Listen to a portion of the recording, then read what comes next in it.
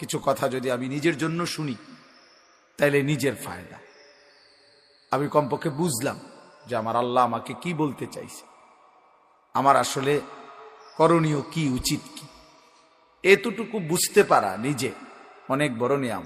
আত্ম উপলব্ধি, নিজেকে নিজে বুঝা, নিজেকে নিজে চিনা, এটা অনেক বড় নিয়াম। বুজুর্গরা বলে যে এই ছেলেরা, এ বাবা, তুমি এনতে ওঠো, তো ওঠো, তোমার বললাম ওঠো, তুমি একটু পিছনে বসো, আব্বা যাও। না না না, এনে হইতো না, তোমার লগে ইবলিস আছে, তুমি যাও এনতে, যাও এনতে সর। আবার উঠাই দেবো কিন্তু কথা বললে সাবধান, একদম নড়াচড়া করলে উঠাই দেবো। এজন্য নিজের এই ফিকির, নিজের উপলব্ধি, আত্মপরিচয়, আত্ম উপলব্ধি অনেক বড় সম্পদ। নিজের ভিতরেই বুঝ আসা, বিবেক আসা, নিজেকে নিজে চেনা। তো বলতেছিলাম বুজুর্গানে দিন বলে, মান আরাফা নাফসাহু ফাকাদ আরাফা রাব্বাহু, যে নিজেকে চিনল সে আল্লাহকেও চিনল। অর্থাৎ নিজের পরিচয় বুঝলো যে আমার একজন সৃষ্টিকর্তা আছেন, আমাকে একজন বানিয়েছেন, এবং তিনি উদ্দেশ্যহীন বানান নাই। ছোট্ট থেকে ছোট্ট কোনো বস্তু মানুষ উদ্দেশ্যবিহীন এমনি এমনি বানায় না। তো আল্লাহ তাআলা আমাকে বেহুদা বানান নাই, একটি সুনির্দিষ্ট লক্ষ্য উদ্দেশ্যেই বানিয়েছেন।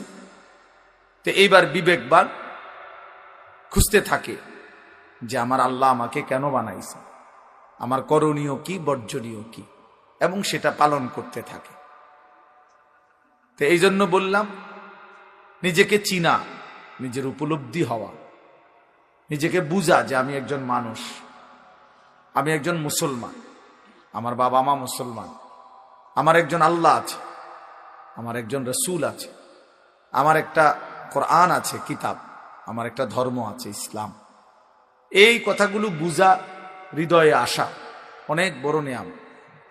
এতটুকু বুঝ দিমাগ যার নাই, এতটুকু আকল, বুদ্ধি, বিবেক যার নাই, ওই আসলেই জানোয়ার। ওই গরু, ছাগল, কুকুর, বিড়াল, সাপ, বিচ্ছুর মতো কোন জীব জন্তু, জানোয়ার, ইনসান মানুষ।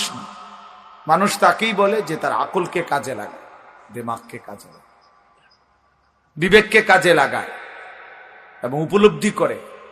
কোরআনুল কারীমের মধ্যে আল্লাহ তাআলা বলছেন, আফা হাসিবতুম আন্নামা খালাকনাকুম আবাসান, আমার বান্দারা তোমরা কি এই ভেবেছো যে আমি আল্লাহ তোমাদেরকে অনর্থক বানিয়েছি? কিভাবে ভাবলা? আমি আল্লাহ তাআলা এত বড় সৃষ্টি জগৎ দিয়ে তোমাকে লালন পালন করছি উদ্দেশ্যহীন, রং তামাশা, খেল তামাশা, তুমি তোমার মন মতো চলবা, খাইবা, ঘুমাইবা, ফুর্তি করবা, এই জন্যই বানাইছি না আমি? এটা কোনো কথা হইল? এটা তো কোনো সামান্যতম যুক্তিতেও ধরে না। এবং আল্লাহ বলেন, ওয়া আন্নাকুম ইলাইনা লা তুরজাউন, তোমরা কি এই ভেবেছো যে তোমাদেরকে আমি আল্লাহর কাছে ফেরত আসতে হবে না? কি মনে করছো বাবা, তোমারে ছেড়ে দিছি আমি একদম, তুমি আমার বাঁধন থেকে মুক্ত? না না, আল্লাহ তাআলা বলেন, ইলা রব্বিকা মুনতাহাহা, তোমার রবের নিকটেই তোমার শেষ ঠিকানা, তোমার শেষ সমাপ্তি তোমার রবের কাছে। ইলা রব্বিকা ইয়াউমা ইদিনিল মুস্তাকার, আল্লাহ বলেন তোমার রব আল্লাহর নিকটেই তোমার প্রত্যাবর্তন স্থল। ইলাইহি তুরজাউন, আল্লাহর নিকটেই তোমরা ফিরে আসবে। ইলাইয়াল মাসির, আল্লাহ বলেন আমার নিকটেই তোমাদেরকে প্রত্যাবর্তন করতে হবে। ইলাল্লাহি মারজিউকুম জামিআ, আল্লাহর নিকটেই তোমাদের সকলের প্রত্যাবর্তন স্থল। তুরাদ্দুনা ইলা আলিমিল গায়বি ওয়াশ শাহাদা, প্রকাশ্য এবং গোপন সব কিছু জানেন সেই মহান সত্তা আল্লাহর নিকটেই তোমাদেরকে ফেরত আনা হবে। এইভাবে আল্লাহ তাআলা একটা আয়াত, অগণিত আয়াতের মধ্যে এই কথা বলছে, বান্দা তোমার আমি ছেড়ে দেই নেই, তুমি লাগাম ছাড়া না, তুমি মুক্ত না, স্বাধীন না, তুমি আমি আল্লাহর হুকুমের অধীন, তুমি আমার সিদ্ধান্তের অধীন। আমার ফয়সালা ছাড়া তোমার জিন্দেগির একটা হাত পাও একটা নিঃশ্বাসও আসা যাওয়া করে না। আল্লাহ নবী সাল্লাল্লাহু আলাইহি সাল্লাম বলেছেন, মানুষের প্রতিটা নিঃশ্বাস ভিতরে ঢোকে, বের হয়, তো আল্লাহ তাআলার কাছ থেকে অনুমতি নিয়ে ঢোকে, অনুমতি নিয়ে বের হয়, আলাদা আলাদা। প্রত্যেকবারেই আলাদা আলাদা অনুমতি নেয়, অনুমতি নিয়েই ঢোকে, অনুমতি নিয়েই বের হয়। তাহলে আমাদের একটি নিঃশ্বাস আমার আয়ত্তে না, আল্লাহ তাআলার হুকুমের অধীন, হুকুমের অধীন। এই জন্য কোরআন শরীফে আছে, মক্কাবাসী নবীজির কাছে জানতে চাইছে যে মুহাম্মদ বলো তো রূহ কি জিনিস। আমরা বলি না ওনার রূহের মাগফিরাত, ওনার রূহ চলে গেছে। এই রূহ কি, কি চলে গেছে? এই গোশত পড়ে গেছে নাকি না নাক পড়ে গেছে, না কান পড়ে গেছে, না আড্ডি পড়ে গেছে, কি হয়েছে? রূহ চলে গেছে মানে কি? লোকটা মৃত্যুবরণ করছে মানে কি? রূহ কি? আমাদের তো হাত একটা বোঝা যায়, এই যে হাত, এই যে নাক, এই যে চোখ, এই যে কান, তো রূহটা কি? এটাকে হাড্ডি না গোশত না হাত না পাও? তো আল্লাহ তাআলা উত্তর দিছে, কুলির রূহু মিন আমরি রাব্বি। শোনো নবী, বলে দেন আপনি বন্ধু যে পৃথিবীবাসী শোনো, রূহ হচ্ছে আল্লাহ তাআলার হুকুম। এইটাই রূহ, আল্লাহ তাআলার একটা হুকুম অদৃশ্য, এটার নামই হচ্ছে রূহ। আল্লাহর হুকুম হচ্ছে তো সব মেশিন চলতেছে, আল্লাহর হুকুম হচ্ছে তো 1 সেকেন্ডে সব স্তব্ধ হয়ে গেছে, একই মুহূর্তে। আর হাতও নড়ে না, পাও নড়ে না, রূহ চলে গেছে। এবার আর জিহ্বারও কোনো স্বাদ নাই, কানেরও কোনো শ্রবণ শক্তি নেই। এমনি তো মানুষ অসুস্থ হইলে সব অঙ্গ একসাথে অচল হয়ে যায় না, ধীরে ধীরে দুর্বল হয়, কিন্তু রূহ চলে গেছে, সবকিছু স্তব্ধ হয়ে গেছে। একই মুহূর্তে, একই সেকেন্ডে, এক পলকে সব ঠান্ডা। এবার আর লোকটা হাসেও না, কাঁদেও না, হাঁটেও না, বসেও না, হাতও নাড়ে না, পাও নাড়ে না, চোখও খোলে না, জিহ্বাও খোলে না, আর কোনো কিছুর স্বাদও তার নাই। এজন্য আল্লাহ নবী সাল্লাল্লাহু আলাইহি ওয়াসাল্লাম বলছেন, আকসিরু যিকরা হাদিমিল লাযযাত, তোমরা সব কিছুর স্বাদ মজা তোমাদের জীবন থেকে সরিয়ে দিবে, দূর করে দিবে যে জিনিস, সেই মৃত্যুর কথা তোমরা বারবার স্মরণ কইরো, বেশি বেশি স্মরণ। মৃত্যু তোমার সব সুখ, সব আনন্দ, সব প্ল্যান, সব পরিকল্পনা, সব স্বাদ, সব মজা, সব ইচ্ছা আকাঙ্ক্ষা, সব একসাথে স্তব্ধ করে, স্তব্ধ করে দিবে। আল্লাহ নবী বলছে, মৃত্যু এসে তোমারে থামাই দিবে। কুল ইন্নাল মাউতাল্লাযী তাফিররুনা মিনহু ফাইন্নাহু মুলাকীকুম।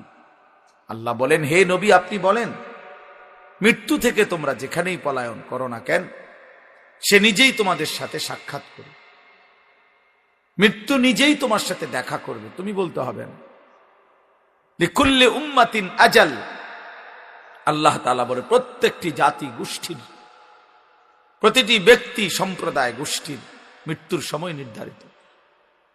ফাইদা জাআ আজালুহুম, যখনই মৃত্যুর সময় আসবে, লা ইস্তাখিরুনা সাআতাও ওয়া লা ইস্তাকদিমুন, 1 সেকেন্ডও আর দেরি করবে না, আগেও আসবে না। এজন্য প্রিয় যুবক, মনে করো না তুমি বৃদ্ধ হবা না। অমিনকুম মান ইউতাওয়াফা মিন ক্বাবলু, আল্লাহ বলেন আমি বহু লোককেই বৃদ্ধ অবস্থায় পৌঁছবার আগেই মৃত্যু দিয়ে থাকি। কোরআন শরীফের আয়াত। অমিনকুম মান ইউরাদ্দু ইলা আরযালিল উমর, আর অনেককেই আমি আল্লাহ তাআলা চূড়ান্ত বৃদ্ধ পর্যন্ত পৌঁছিয়ে থাকি। সবাইকে আমি বৃদ্ধ বানাই না, জন্মিলে বুড়া হয় না, জন্মিলে মরিতে হয়, জন্মিলে মরিতে হয়, জন্মিলে বুড়া হইতে হয়, জন্মিলে বুড়া হইতে হয়, বুড়া হইবার আগেও মৃত্যু হয়, শিশু কিশোর নওজোয়ানেরও মৃত্যু হয়। ইন্না যারআ কাদ তুদরিকুল আহাতু ক্বাবলা আন ইয়াবলুগা। হযরত হাসান বসরি রাহমাতুল্লাহ আলাইহি বলছেন, হে যুবক মনে রেখো, অসংখ্য ফুল, অসংখ্য ফসল পাকবার আগে আগেই, পরিপক্ক পাকবার আগে, কাটবার আগে আগেই ঝরে যায়, ঝরে যায়। সব ফুল ফল হয় না, সব ফল পাকে না, পাকে না। যে পরিমাণ আমের মুকুল বাইর হয় ওই পরিমাণ আম হয় না, এর আগেই অসংখ্য ফুল ঝরে যায়। যতগুলো আম ছোট ছোট হয় অতগুলো আম পাকা পর্যন্ত বড় হয় না, পাকে অল্প কয়টা, ঝরেই যায় বেশি, ঝরে যায় বেশি। এই জন্য ইমাম আল্লামা ইবনুল জাওজি রাহমাতুল্লাহ আলাইহি একজন বড় বুজুর্গ ছিলেন, উনি বলছিলেন, হে যুবক, তুমি তোমার মহল্লায়, তোমার পরিবারে, তোমার এলাকায় তুমি হিসাব করে দেখো তোমার বয়সী যুবক কয়জন আর এর সাথে আনুপাতিক হারে বৃদ্ধ কয়জন। দেখবা যুবকই বেশি, বৃদ্ধ কম, অথচ আনুপাতিক হারে কাছাকাছি থাকার কথা। আমার বয়স যদি বা নওজোয়ানের বয়স যদি 20-25 হয় তোমাদের, তাহলে এই বয়সে তো এই সময়ে, এর আগের মানুষগুলোতে এই সময় অনেক লোক ছিল, তাহলে সেই হারে তো 70-75 বছর, 60-65 বছরওয়ালা লোক কাছাকাছি থাকার কথা। যে আমগো বাড়িতে ছেলে আছে 30 জন, তো বয়স্ক মুরব্বীও তো থাকার কথা 26-27 জন, 20-25 জন। কিন্তু সবাই বলে যে হুজুর এই সাসাই আর শেষ মুরব্বী, আর এই খালায় আর শেষ মুরব্বী, আর নাই হুজুর পুরা বাড়ি। এরম 2 জন একজনের হিসাব দেয়, তাহলে বোঝা গেল বয়স্ক লোকের হিসাবে আসে বয়স্ক কম, কিশোর নওজোয়ানি বেশি। তাহলে এই বেশি তো সবসময়ই বেশি। আজকে 3 বছর আইয়া ফুলাফাইন বাইরে গেছে, এর আগে সব বুড়াই আছিল, এমন কথা বোঝেন নাই কথা। এটা তো একটা আনুপাতিক হার, সবসময় একটা ধারাবাহিকতা আছে। তাইলে এই হিসাবে যে পরিমাণ নওজোয়ান, কিশোর, যুবক একটা বাড়িতে, একটা মহল্লায়, একটা পাড়ায়, ওর কাছাকাছি থাকবার কথা বুড়া মানুষ, অথচ ওর কাছাকাছি না, অনেক ব্যবধান। জওয়ান যদি থাকে 30 জন, বুড়া নাই 3 জন। কেন? তার মানে অধিকাংশ যুবকই বৃদ্ধ হওয়ার আগে আগেই কবরে চলেছে। এটাই উনি বুঝাইছেন, যে তুমি দেখলেই বুঝবা, খোলা চোখেই এটার প্রমাণ এটা। এই জন্য হযরত ওমর রাদিয়াল্লাহু তাআলা আনহু বলতেন, কুল্লা ইয়াউমিন ইউকালু মাতা ফুলান মাতা ফুলান ওয়ালা বুদ্দা মিন ইয়াউমিন ইউকালু মাতা ওমর। হযরত ওমর রাদিয়াল্লাহু তাআলা আনহু বলতেন যে প্রতিদিন ঘোষণা হয় আজ অমুকের মৃত্যু হলো, আজ অমুকের মৃত্যু হলো। তিনি বলেন নিশ্চিত একদিন ঘোষণা হবে আজ ওমরের মৃত্যু হলো, আজ ওমরের মৃত্যু হলো। হযরত ওমর রাদিয়াল্লাহু তাআলা আনহু আমরা কিতাবে পড়ছি 10.5 বছর তিনি মুসলমানদের খলিফা ছিলেন, বাদশাহ ছিলেন। তো এই 10.5 বছর উনি একজন লোক, ওনার চাকরি দিয়ে রাখছিলেন, একজন লোকের দায়িত্ব ছিল যিনি ওনার সাথে থাকতো। আর কিছুক্ষণ পর পর শুধু তার চাকরি ছিল একটা কাম, যে ওনাকে শুধু ওমরকে মৃত্যুর কথা স্মরণ করাই দিত। এর দূরে কাম ছিল আমার, একটু পর পর ওমর তোমাকে মরতে হবে, তোমাকে এই পৃথিবী ছেড়ে চলে যেতে হবে, এই কথাইটা মনে করাই দিত, এই কথা মনে করাই দিত।